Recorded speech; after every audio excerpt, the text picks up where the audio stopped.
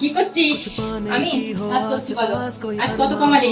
তুমি গেস করো। আগের দিন তো তুমি গেস করেছিলে, আজকে বলো আমি কত কমালাম। আগের দিন তো 14,200 কামিয়েছিলি। আজকে কম না বেশি? আজকে অবশ্যই বেশি।